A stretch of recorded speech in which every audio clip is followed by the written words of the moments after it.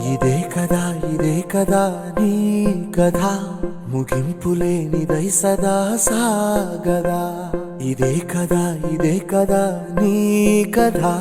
ముగింపులేనిదై సదా సాగదా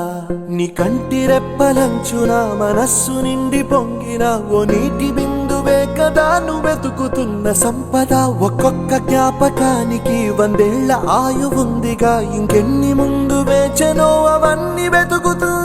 పదా